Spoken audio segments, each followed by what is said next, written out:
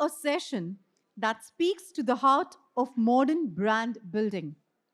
Welcome to Scrolls, Stoles, and Sold, where we explore how brands today are staying relevant across digital, retail, and everything in between.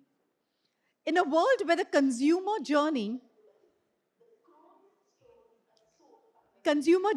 zigzags from app to eye brands must deliver consistency across content, commerce, and community.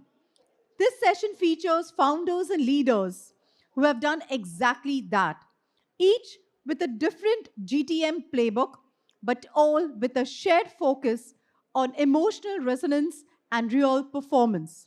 Ladies and gentlemen, please welcome a moderator of this session, Neelam Lal. Can we have a huge round of applause for her, please? Head of Operations and Strategy, Blue Stream Marketing Solutions. I can't hear this side clapping. Come on, this side. Now that's what I'm talking about. Joining her, we have with us Jyoti Bharadwaj, founder TFit. Can we have a huge round of applause for Jyoti?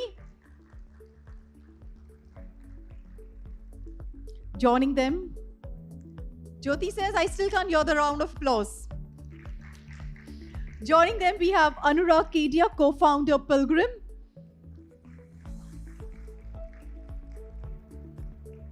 Our next panelist, we have Yuba Aga, co-founder Maintain. Yes, a huge round of applause.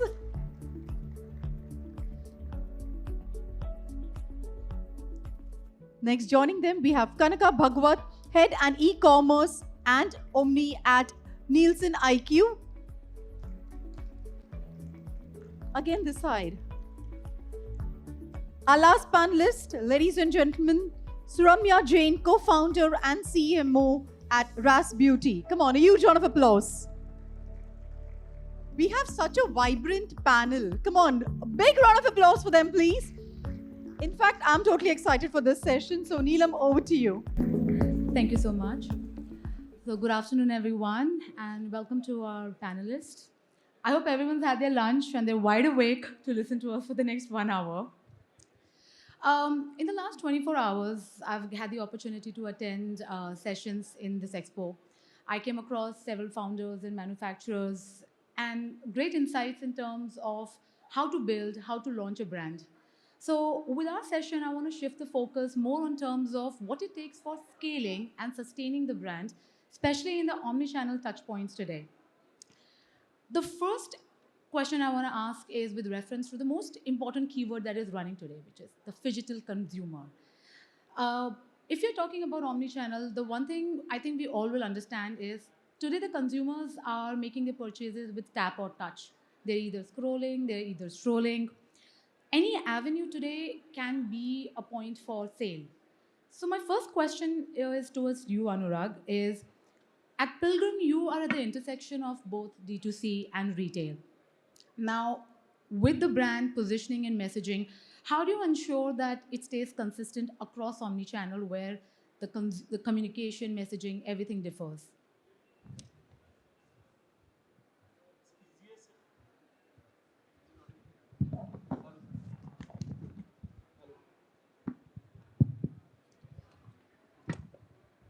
Yeah.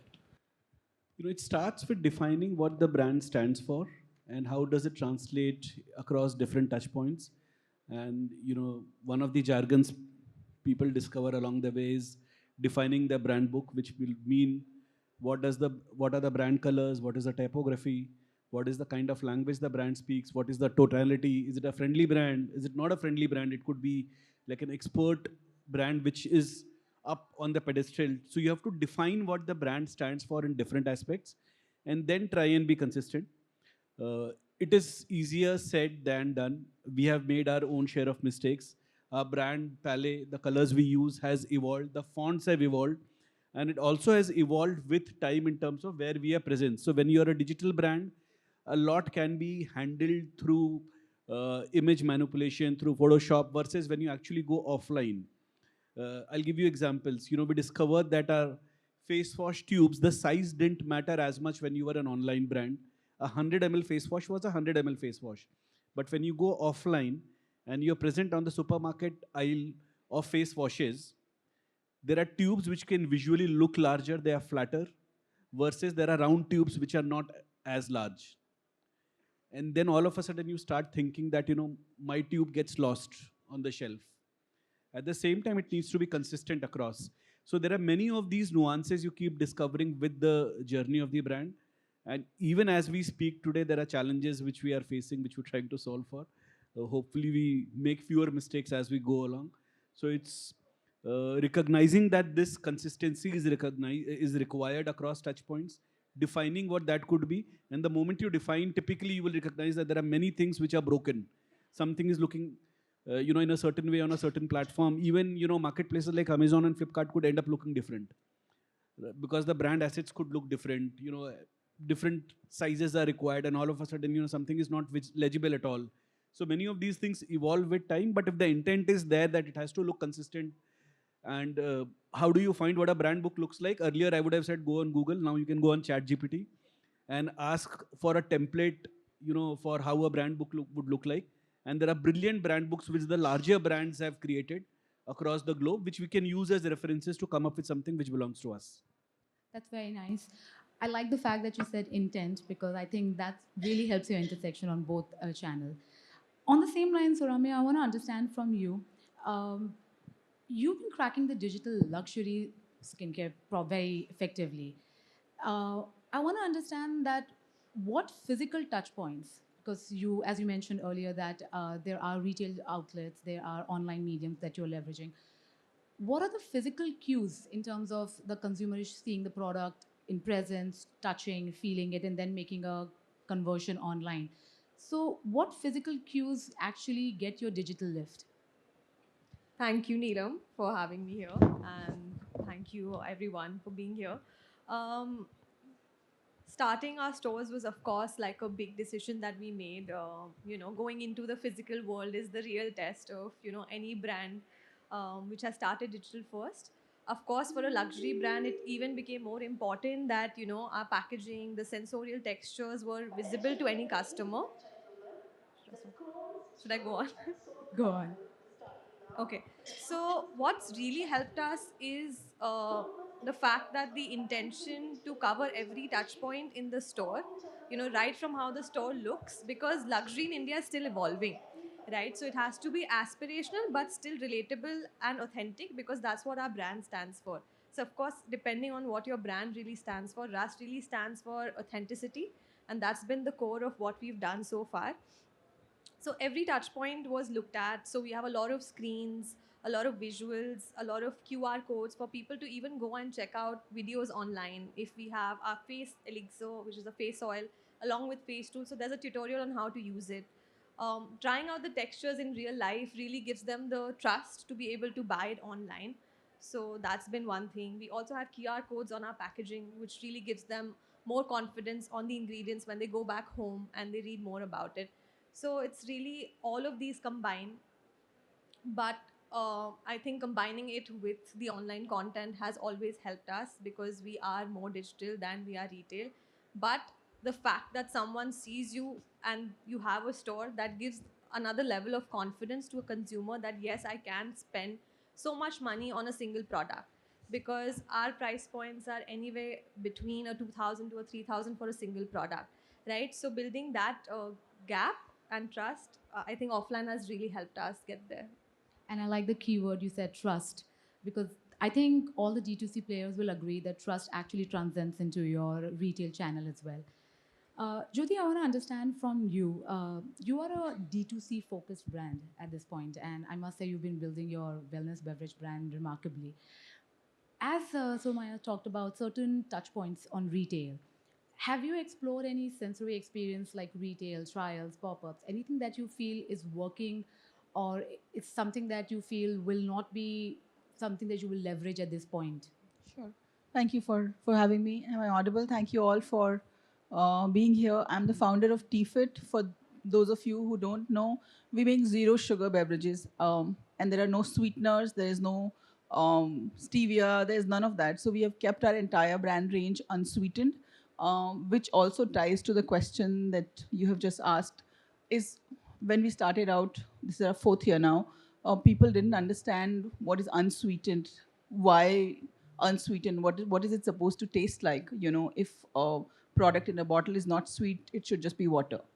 So the idea of unsweetened, we had a lot of educating to do, and especially in food and beverage, if there is something that is truly disruptive or different from what is currently being offered, um, taste is a parameter that you have to lead with. We were always a product first brand, so we have spent years perfecting product before launching it in the market, and a large part of that also means taking it to the customers through sampling sessions, whether those sampling session happens at places like Nature's Basket, retail stores, whether you do sampling sessions at corporate offices like Facebook, Google, wherever your TG is. Once you have a good understanding who you are making these products for, getting early buy-in from them, saying, okay, it doesn't taste weird, it tastes fine, it tastes maybe a little herbal, it tastes like tea, I can finally taste a crisp flavor of good quality tea. So taking it to where your customers are, those were our early days. Now we have a good customer base, so we do reach out to them whenever we are launching a new product. First, we get feedback from them, what they would like to see next from the brand, and whatever first few versions of the products are, whether those customers are online, offline, institutional, we do a lot of sampling. So in food and beverage, if you are starting something new, product and sampling is a must. So when you're doing these samplings, and for you as well, Surmaya, even if the conversion doesn't happen, does it create any peripheral brand lift online for you guys? What I mean is, I would have experienced your product in the retail pop-up and stuff, but even if I don't convert, do I come back and like the brand, follow it? Does it add any online value? I mean, definitely, we do a lot of sampling with our retail partners like Nykaa as well. So a lot of cross-category sample. Like for example, with our night cream, we've cross-sampled the day cream a lot. So that SQ has automatically seen a very great lift. Even though we've not marketed that separately, but because of sampling throughout our stores, our DTC as well as Nykaa, a single SQ, we've seen that going up to one of our best sellers. So I think it does make an impact when done the right way. That's good to know. I want to ask you, Yuba, firstly for Maintain. I personally told her that I like the wordplay on the brand name a lot. I strongly feel that you are at this forefront of the curly hair revolution in India. You have built a very strong community. So it's like you have blended community and commerce together, and you leverage that community for conversions as well. What I want to understand is that you focus so much on how to, in terms of why to. People will just tell you why to buy this product. You are engaging them first in the how to education and then bringing to work. Because we're talking about digital consumer and your brand is D2C, will it be difficult for you to move into the retail space because the education medium there would be lesser? So the difference there would be the offline or the retail space for us is salons. That's how we are targeting it, because when a person goes to a stylist, the stylist is the one who is always able to convert, an individual, because for your hair concern, you will listen to your stylist, right? Because that's growing up, we had no solutions available for our hair type. It was just called frizzy, dry, and we ended up chemically straightening, damaging it for years. So this was a personal problem, and we were born out of the community. So community aspect was there. But for a brand like us, although I don't like to call it niche, but unfortunately, because of the awareness, we fall in the niche category. Salons is a medium that helps us with the brand awareness. Plus, packaging, I think, plays a very big role even when you're available in salons, because you are against, L'Oreal's and Keristas and all of those. So with our packaging, I wanted it to stand out in a way, because that was a turning point for us, the rebrand that we did. The consumers need to pick it up because they don't know your brand. They don't know what you're really offering. The packaging has to be attractive enough to at least make them curious about the brand. So that's how they pick it up. So I think, yeah, that's the gist of That it. does make sense. So Yeah. while there will be other retail touch points, your retail partners are the salons who will do the education on your Yeah, behalf. so going too soon offline would be a mistake for a brand like us. We need to be really online, we need to be a known brand to even step into that category. Yeah. True. Jyoti, for you as well, do you think going retail will be too soon? Or is that something that you feel not No, meant for your brand? I couldn't agree more with that. I mean, we started with retail first, and back when I started, I thought the biggest problem to solve is product and then to find shelf space. After solving these two, when there were crickets and absolutely no sales happening, is when I found out that that's a bad strategy, especially in modern trade. If you don't have people doing samplings for you, if you don't have a merchandiser ensuring that you have sufficient shelf space, then the brand that has that space, that visibility on the shelf, that's the one that sells. So we were very happy when we got signed up with the Nature's Basket for all their stores in Mumbai. And after first month, when I saw how bad the sales were, and I mean, I'm not from the field, so I learned by burning my hands in kind of every possible way. And so then we kind of took a step back. We went back online, built a brand, went to Shark Tank, went back to Nature's Basket, and then kind of, approached the problem differently. Put merchandisers wherever it was required. So every channel has its own playbook, and just solving part of the problem, just getting an entry is just maybe 5% of the job done. And to ensure visibility, same thing with quick commerce. We all are learning, and in the FMCG space today, the channel to be is on quick commerce, but it comes with its own set of playbooks. So if you're just thinking that, okay, cracking Zepto and kind of making the product live is the problem, it's operationally extremely challenging to do that. So I fully agree with Yuba that offline too soon is not recommended. Kanaka, I want to bring your insights here. From your intelligence into the landscape, what are the key behavior shifts you have seen, both with reference to consumer and brands, from moving from the traditional first approach to the digital first approach? Has pandemic got something to do with it, or it's just the consumers who have become more conscious? Okay, so I'm from Nielsen IQ, so I have to start with some data points, definitely. But then, and I'll come to the data points, but then, the consumer journeys that we see are getting increasingly scattered as we kind of go ahead, right? So there are people who are looking at online ads, but still want to go and buy offline. There's people who are looking at offline, products. They're checking how those products are and touching it and I'm feeling guilty to doing that. it. Right? You're touching and feeling it, and then you want to go and get the discount that's offered on the online channel, really, because online is full of discounts as such. That's what we see, right? So the journeys are really scattered. It's not like a consumer starts somewhere and ends up buying at the same point as well, right? So what makes it mandatory for brands then is to have, like you said, the messaging has to be consistent across all the platforms that we are talking about and so on. Yeah. So back to the question that you asked. If I look at the online space, really, we were just looking at the number of sub brands that are present in the online channel, in the offline channel, overall in FMCG space, and then the overlap between the two as well. Interestingly, there's about 33% brands, so one third of the total brands that we have present in the market, in the online market, are present exclusively online. They're not present in the offline world at all, and it kind of resonates with all that you guys said, right? That's one part of it. The second and the more interesting trend that we saw was that in the offline space, there's some sort of consolidation that's happening. So the number of sub brands itself over the last year has actually gone down by 7%. So brands are naturally realizing that they probably need to relook at the whole portfolio and then look at what they're doing in the physical store versus offline or online as well, right? And therefore we see this kind of consolidation that's happening. So brands are reacting in this way in terms of consolidating or optimizing their portfolio and so on. Yeah, that's one part of it. Now, when it comes to consumers, really, it's also about for brands. It means that they meet the consumer where they are. If you look at the overall statistics, about 62% of the people in India now use internet. So they have internet on their phones, right? So it's almost mandatory for all brands to have some sort of messaging, advertising online. So just to give you an example, we talked about Maintain specifically. I was visiting my native place somewhere in Ratnagiri, which is like a very small town that I'm talking about.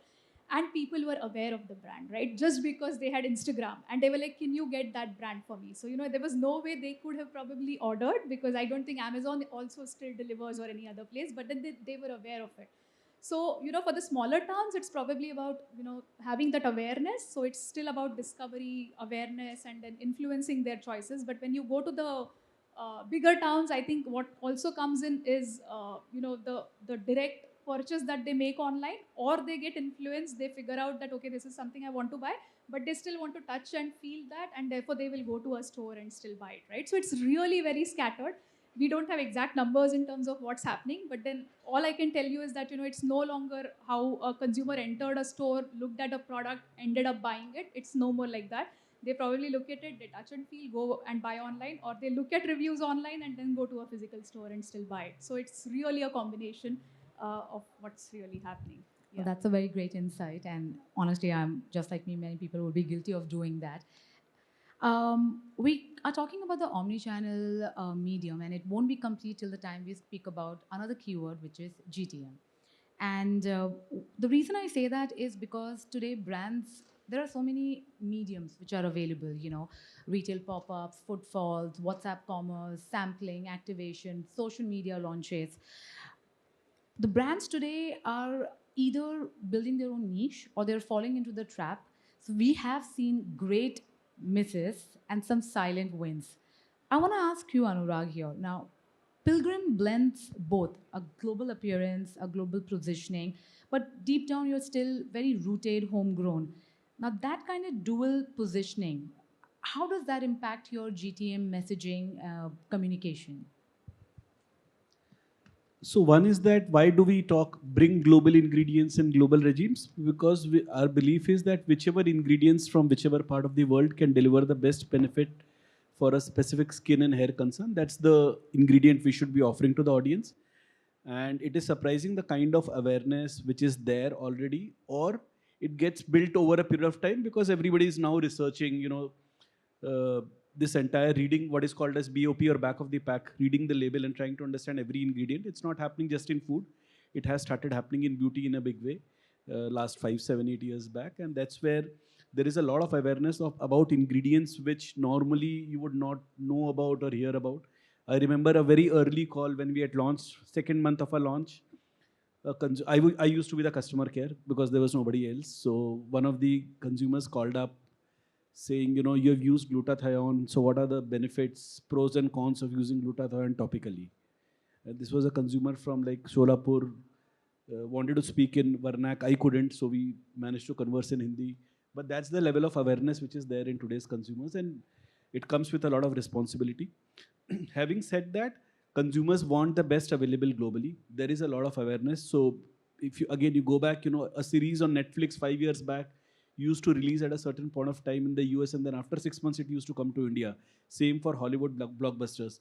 Today, if anything is becoming big, there is awareness in India, and there is perhaps demand around that trend, and Korean beauty obviously has been at the forefront for that. However, to make it relatable to the Indian consumers, the message could be global, but the messenger has to be Indian, because you still need to be able to relate to the kind of, the person who is communicating to you. And hence we end up working with a lot of influencers, a lot of Indian influencers, Indian dermats. In fact, we realized that we were missing pockets of India because we were doing only Hindi and English content. And now there is a lot of focus on doing Varnak content because that's the need of the hour. So, like I said, bring in global trends, global beauty secrets, global beauty ingredients. But the messenger, the person who's delivering needs to be a lot more relatable, and that is best done through an Indian face, which is why celebrities are Indian. The kind of people who we work with in terms of influencers, dermats, everybody's in India.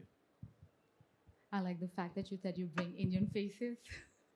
Jyoti, I know that earlier you highlighted about what worked for you in retail and didn't work. Considering we are talking about the GTM approaches, you have mentioned that it's too soon for you to get into retail. But if you sit and see your competition, do you think anybody else who's doing a similar landscape, and what communication or GTM approach they're using that you think is working for them, and you think it will work for you as well if you explore your channels? So I don't know, for good or bad, maybe that makes me like a bad marketer, but we have not been very competitor focused at all. Because when we got into this space, it stemmed from a very personal issue. Like, I was borderline diabetic every now and then, and I couldn't find anything zero sugar. So that truth remains there, that we have thought about all the products that we've done from the bottoms up. When we got into instant teas, zero sugar teas, we looked at what the competition was making. We didn't think that we should ever use slightly better ingredients and be price competitive. We just cleaned the slate and we were like, if we want to drink a good cup of tea out of a sachet, let's engineer the product from start. So that's also maybe why we have very high repeats. We are alive in the business. We are thriving. All of that because we have not been very competitor focused. That's one part of the problem. The second is that today customers in the at least last 4 5 years they become super label aware, and that has helped brands like us that were always very content forward, very educative content at the back of the pack, that what's in it, what's not in it. So when they see a 3 ingredient product and all 3 things you can understand, then that's automatically a vote of trust that there is nothing funky in the product. And so the first level of conversion uh, for us happens also because the consumer is today a lot more aware than they were. We also do back it up with a lot of content, educating them what's in our product, why we are so different. We probably command 2x, 3x of what the nearest competitor is selling at, but people who understand the value of it, they still kind of come for it. I don't know if that answered your No, it does. question. It but, does. yeah. And just taking cue from something you said about educating consumer, Yuba, with your brand, education is at the forefront. With your community, I want to understand in the GTM space, there are several touch points available online, long format, short, website, social media, and you mentioned that education, and you have retail partners as well. How do you ensure that the communication you're doing online for the GTM messaging that you have transcends into the retail partners as well? Because you can't be physically there all the time to see there's a uniformity. So how do you ensure that happens? So, when it comes to online content, we have figured out what works for us, like a long format, very organic kind of ads where it doesn't look like an ad. That's what people prefer now. But when it comes to retail, mainly salons, we have these special sessions that we do with stylists where we offer free, training sessions, and these are very extensive. We keep constantly in touch with them because they hire new stylists and they kind of need to be taught again and again. So we work at a very personal level with these, whatever salons we are working with, and training sessions, offering liter sizes, back washes, all of that happens. But once the customer goes to a stylist, they also tell us for retail it is not a good option because online they are getting better offers. So today they are smart. They just open the website right then and there, and they look at the offers and they obviously purchase online. And obviously you have to be available everywhere, right? So we can't compromise on that. But yeah, we have certain deals with the stylist to accommodate this kind of a thing. To keep the Yeah, to synergy. keep it. Yeah, so that's how it works. So Ramya, with your brand, luxury and high aspiration is at the forefront. What GTM approach you think for anybody who's starting in the luxury space, in the personal care, skincare space, whether D2C and retail, what are the things that they should keep in mind depending on which channel that they are exploring? So definitely it should be a channel product fit sort of an approach. For example, what would do well on Nykaa may not be your right fit for Amazon, may not be the right fit for a quick commerce platform like Blinkit. As of today, we are present across all of these channels. So of course, it was like a whole learning curve where we got to know how each channel works and what is the customer looking for in that channel and how can you leverage it. When it comes to GTM for D2C, of course, your average order values are very important, because that can be a big burner on the back because you still have logistics, shipping, and your basic costs to kind of take care of. So make sure that your AOV is something that your performance marketing or your content generation or your influencer marketing costs can sustain. Um, of course, with your retailers, you should kind of check how big the category is. Go deeper on the SKUs which have a more audience base already, and you don't have to do education on those SKUs. For example, our night cream is something that does really well on Nykaa and Amazon because that's a category that people already understand. But we did launch a new product called the Lash Serum. But that is something that we really focused on our D2C because that needed some education. So it's always a product channel mix that you have to kind of go for, whether it's luxury or masstige or mass brands. Especially for luxury, I think the education curve is much higher. So D2C is of course a bigger part of our education. And for us on quick commerce, gifting is something that has worked because people are always looking for last minute gifting options. A lot of our bigger skincare packs is something that we learned over time that everyone is not looking for within 10 minutes. So we took back some of those skincare SKUs from quick commerce, but we really pushed on more variants on the gifting. Whilst in retail, again, because you have such a big fixed cost, it's again very important that your average basket size is big. So the kind of training you have to give to your staff, the kind of product assortment you have to have for retail has to be extensive when it's your own store. Um, so we have like over 100 SKUs now. So that took time. Now it's been 8 years that we're doing this. So it's taken us time to kind of come to all of those SKUs. And then we were able to launch into retail, right? Still a lot of learning curve for us for retail. But I would always suggest everyone to study each channel and what works on that channel and then go big on those SKUs instead of going wide and putting all SKUs everywhere at the same time. So that is something I would like to say. And of course, authenticity and your content community is something that will make you win everywhere. All of our panelists also said, it's not that you're listed and it's done. The kind of demand generation and the brand pull you have to build has to happen from a community first approach today. If content is not there, your brand, no matter how great the product is, people will not relate to, right? People are seeing through everything, whether it's on YouTube, Reddit. People are reading everything about the brand, about the category. So I think it's really, really great, like how Maintain is kind of educating the customers, or you guys said that they are doing sampling. So I think each channel has its own niches that you can go for and work on those. That's very good to know and a good insight as well. Kanaka, from your perspective, I want you to like enlighten us in terms of what are the common pitfalls you think brands today, just because everyone else is doing, what are the common pitfalls that brands are getting themselves trapped into when it comes to the GTM approaches? What is that one avenue channel you feel is very under leveraged, where you feel the consumer touch point is very quick, but people are not leveraging it? Got it. So I think when it comes to the pitfalls, really, right, it's not understanding the product channel fit, right? Like you rightly said, right? So a lot of times, brands end up doing something only because some other brand is doing it. But then is your target consumer really present in that particular channel, right? So if you're activating online, but is your target consumer there? If not, then it's probably not going to make sense at all to kind of activate there. So there's no point doing something like that in that sense, right?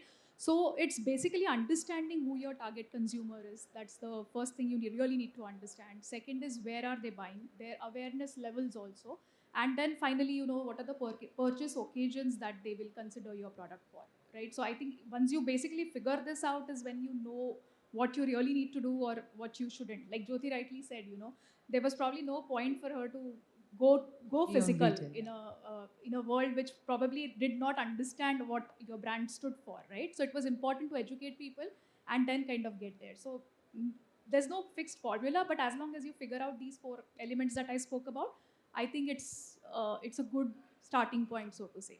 Now, in terms of what really is like the mantra, I think I've touched upon it in the earlier section as well. But everybody is almost present online. So whether you're kind of talking about educating people or you're just making an ad online, people still kind of remember that okay, there's something like this that I have seen online. Then it kind of drives awareness. Then they probably think about what are those occasions when they will go and buy it, and then whenever they see that brand in physical retail or wherever, they will end up buying it. So they might not buy it online, but then still kind of go ahead and buy it when they see it, or whenever they have that occasion to buy. So I think it's important to have that presence online and keep communicating things in that world. So there's at least awareness and then consideration, and that leads to really conversion. Yeah. That is true. One thing I've heard repeatedly from all of you today was content. And any channel, any communication in the advertising landscape today will not be complete without it. Um, a great visuals, a great creative can make each one of us, whether out in the audience, viewers, founders, yourself. If you see a great visual, you may stop the scroll, but it's not necessary that you may stop while you're strolling in the store. So, and it's also a fact that, everyone's saying lately content is king, but paradoxically, we're also saying that content is very saturated. There's a content overload in the online space. I want to first understand from you, Yuba and Jyoti, as both of you. You're driving D2C brand. You're focused on community. You're focused on using content to educate. It's a how-to medium that you leverage most. What is the right balance of using content which is conversion based and content which will be community building? Where do you strike that balance?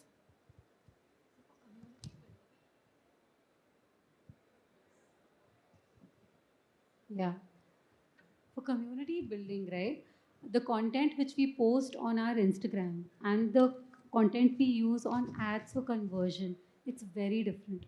It's never the same. So the community building content will be like maybe founder led. We have some videos of the team or some product videos. Nowadays we've seen a lot of Gen Z content, really like something we won't even like, but that has Isn't the that what we call cringe? yeah. So that has the maximum views and shares and all of that. But so we have different members in the team of different ages, right? So we have a Gen Z, we have a millennial, and I ask all of them individually, which ad are you going to click on? You have to share it. So there is a sheet. They all have to share content there, and then we decide on that based like for the conversion thing, right? And for conversion, for us, it is a lot of very, as I said, very organic content. People are just speaking. The product is not even introduced like half of the video. So that gives us that kind of engagement and it looks very authentic. So, and obviously like one format is whitelisting, which is really, which has really worked for us.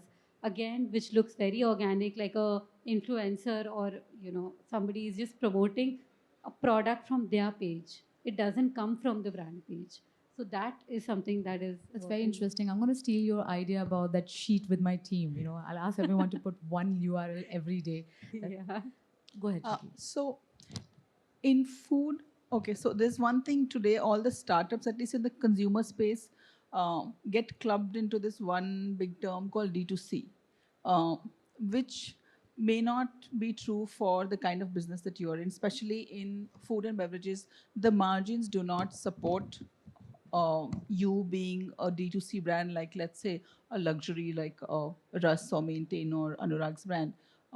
We work on very thin margins. Otherwise, customers are going to compare you to the next brand and kind of not conclude the purchase. So the margins in FMCG, especially in food and beverage, does not help you really bring in traffic from Instagram and places to your website. What we do is whenever we run ads, even on Meta or outside, we drive traffic towards where the customer is, whether it's a quick commerce platform, whether it's Amazon, whether it's Zepto, Blinkit.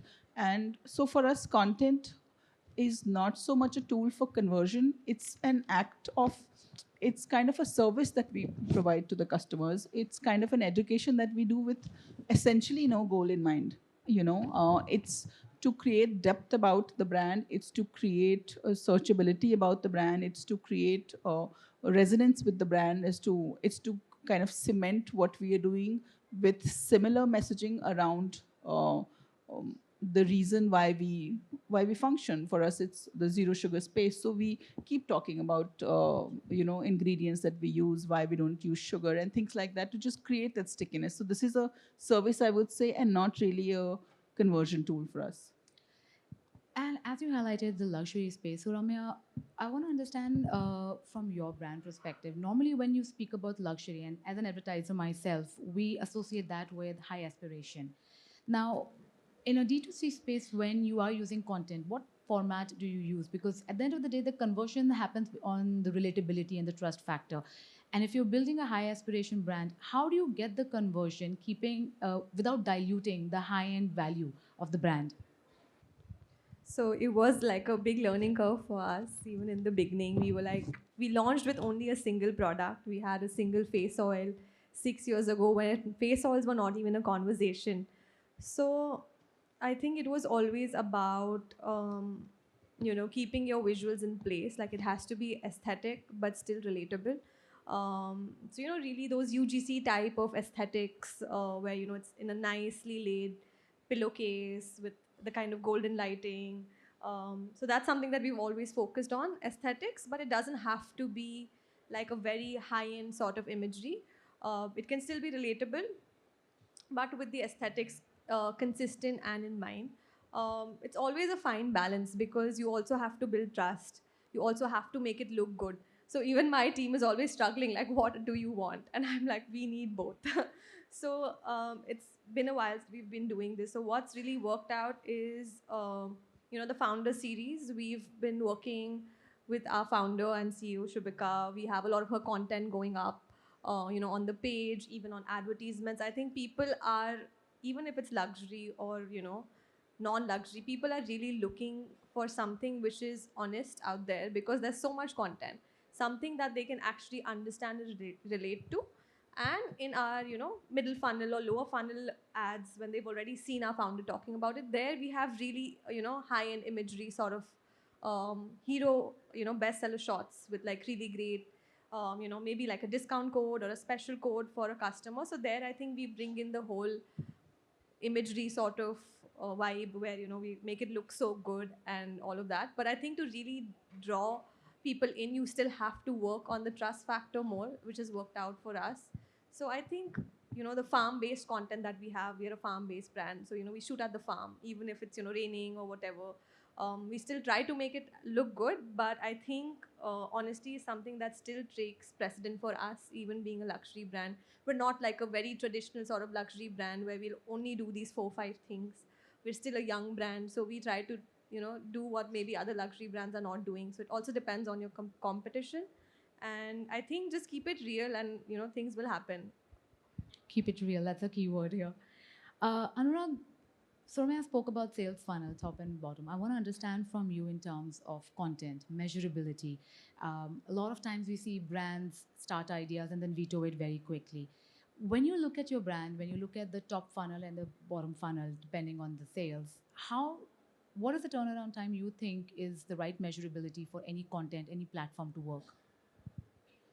So now I'll separate out brand campaigns or brand attribute building with performance marketing. Performance marketing will typically or should typically show results same day, maximum 5 to 7 days. But because beyond that, performance marketing will not work. This whatever measurements you're trying to do. At the same time, brand attribute building takes a very long period of time. So if we are building the attribute of standing for global beauty ingredients, global beauty traditions, a clean beauty brand, that takes a fairly long period of time. And that is something you can not directly measure, while you can anecdotally measure when you're doing your consumer calls. We use brand tracks to measure that, and over a period of time, we have seen this scores move meaningfully. Having said this, there is an interplay of between the two. So when you're doing your brand campaigns, it has to lubricate your performance marketing funnel. And when you're doing performance marketing, it cannot be completely off. It has to somewhere resonate with the brand. So, the challenge of authentic, very raw UGC style videos, which are very hardworking but can be very salesy and not resonating with the brand. And what Soumya was saying, that how do you balance the aspect of brand and versus what can drive performance marketing has to be taken care of. But both of them work on different measurements. Brand attributes will take a very long period of time. And beyond media, there is website, there is Instagram, which are also building brand attributes, which will all work together. Even your Amazon page, which is meant to drive conversions. What is the kind of imagery? What are the reviews talking about? What is the kind of ratings? The carousel images, A+, a lot of content can be put out on different marketplaces. All of them put together is what will move the brand attributes over a period of time. That's a very good insight. And considering we're speaking about the platforms, owned, earned, paid platforms, these are something all brands are leveraging today. I think all of us can agree that advertising as a landscape today has become extremely scattered. It's not a linear apps, website, retail footfalls. There are so many avenues consumers are available. And even their journey is not linear. Irrespective of all of this, if your consumers come back, if they are retained, what I want to understand from you guys is what exactly makes them communal, consistent, and keep giving that conversion. And I want to start with Surmaya on this because in the luxury space, you are actually in a very competitive space and also in a cluttered space as well. So, what makes your people come back? What makes your consumers come back and stay? Um, I think I would love to say brand, but I'm not 100% sure. Like in our country, if that is true, I don't really believe that everyone is super loyal. But I think what really does drive them, um, and we do surveys as well to kind of validate our assumptions. It's been like the ingredients that we use and the kind of results that they see consistently, and I think results is something that really matters in skincare today because Korean beauty, a lot of these other beauties, they are so focused on, getting you the results and like dark spots gone away and things like that. So I think a product should be able to deliver the results.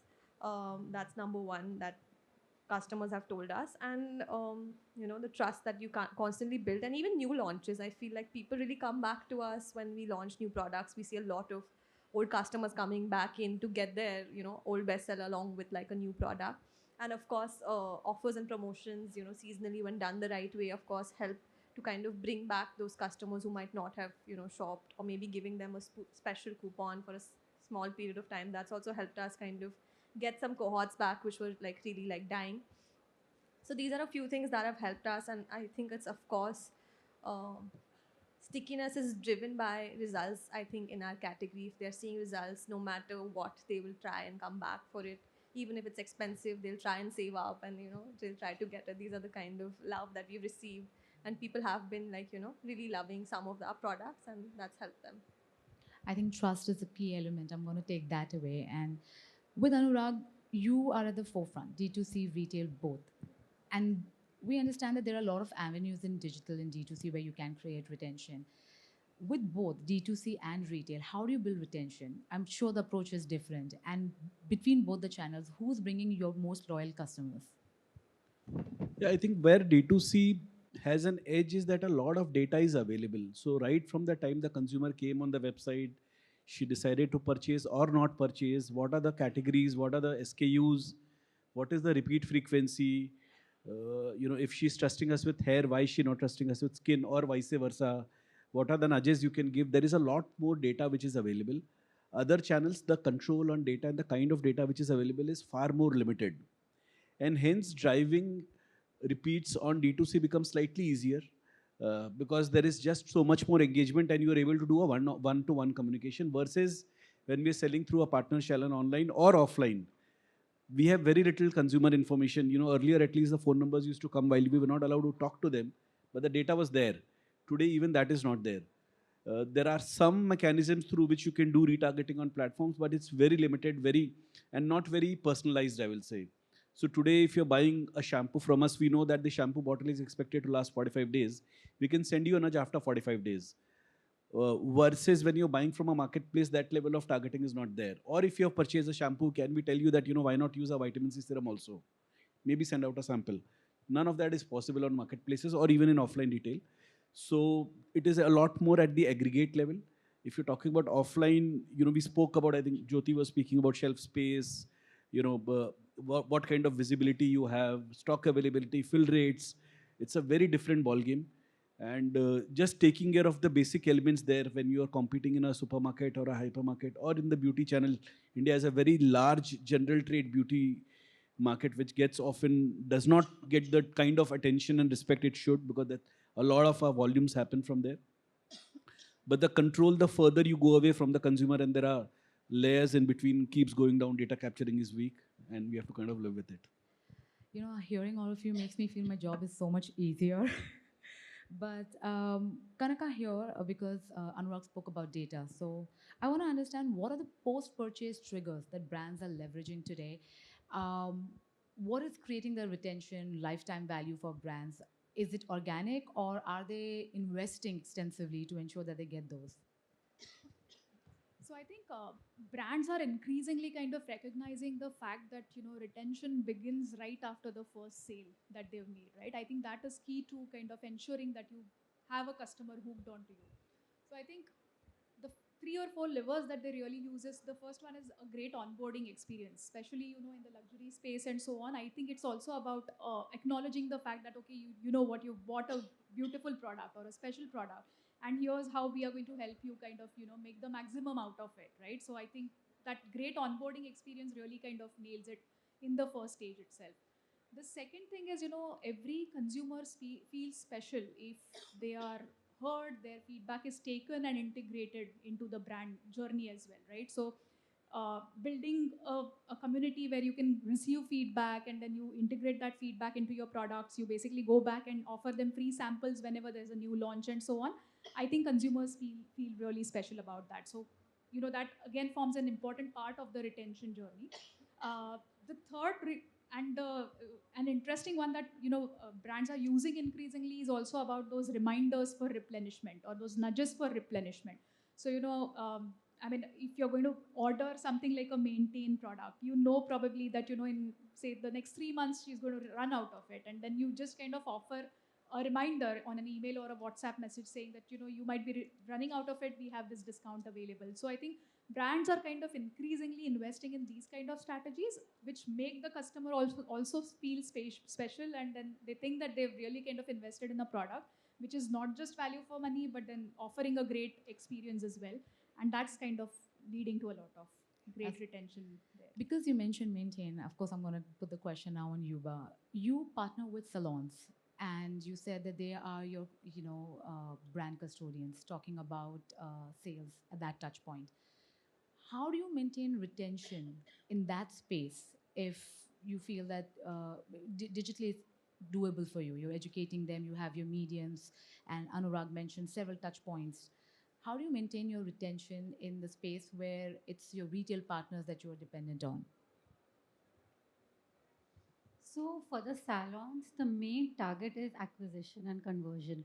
Once that is done, we have heard from the salons, the stylists, that the second purchase always happens online. Even when they offer them, the salons have this thing, right? After your service is done, they'll be like, please buy this product. They'll be like, we are buying it online now. So there we are not targeting retention as such, but online is where we are fully invested in retention. So exactly as she said, exactly after the purchase happens, they're getting a WhatsApp message, they're getting an email. After like a month, they're getting reminders. We even have like a person calling them, and if you have not purchased after like 3 months, they'll be like, you haven't come back. So kind of making sure that entire journey is taken care of. So all the touch points All throughout the the touch journey. points are covered. Great. Lastly, Jyoti, with you, we've heard what didn't work for you. I want to understand, like, as I mentioned, that I had an experience with a wellness beverage brand as well. We did extensive amount of sampling, trials. What is the one post-purchase medium or channel that has worked the best for you for retentions and repeat customers? I want One. to say something deeper, but it is discount. I'm Sold. sorry. I'm sold.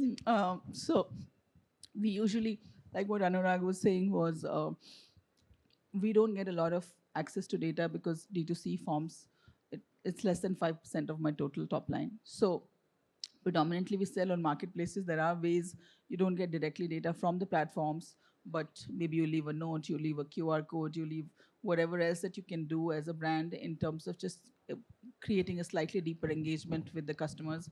And we do incentivize them to come back and buy on the website for a better discount. And Anurag is also my customer, so you should maybe also I'm ask the him. next one now. Yes, so you should ask him. Why he's come back. We've not bothered him with messages or WhatsApp. We are not very intrusive when it comes to push marketing or nudge marketing. We're product first, and then most of our repeats have come from either similar customers or they have recommended people. Other than our direct spends on platform marketing, I would say word of mouth.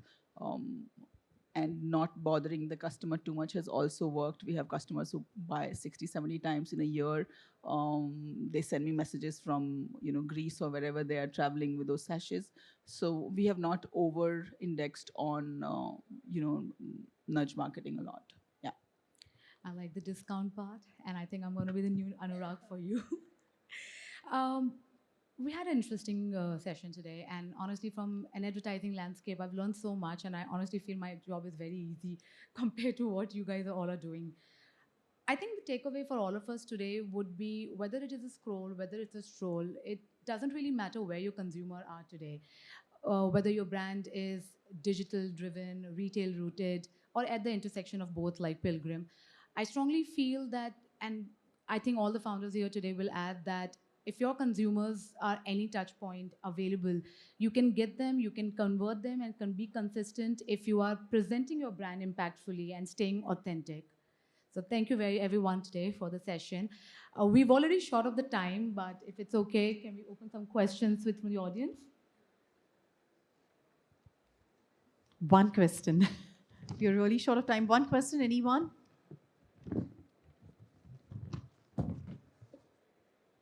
Wow.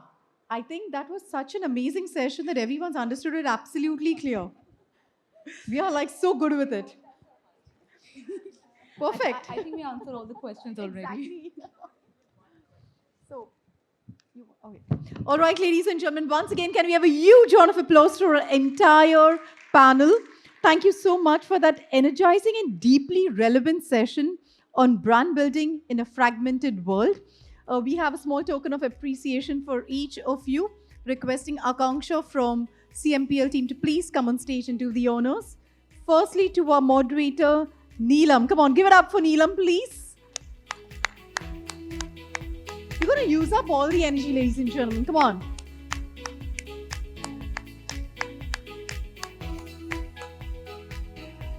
Thank you to Neelam for moderating the session. Next, we have Jyoti. Please do not leave. We have something important and interesting coming up next, so do not leave. Thank you, Jyoti. Next, Anurag. I can't hear the claps, ladies and gentlemen. Come on. Yuva.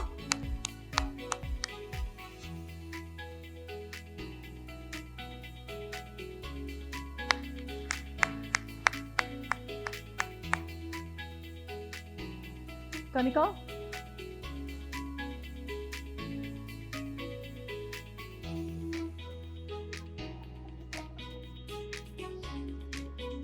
And Suramya.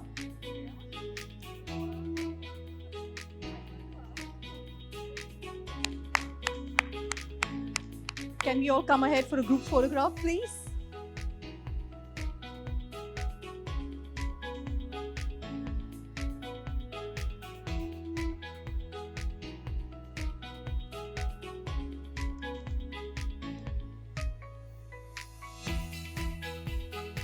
Once again, thank you so much. That was quite an interesting, amazing session. A huge round of applause to them, please.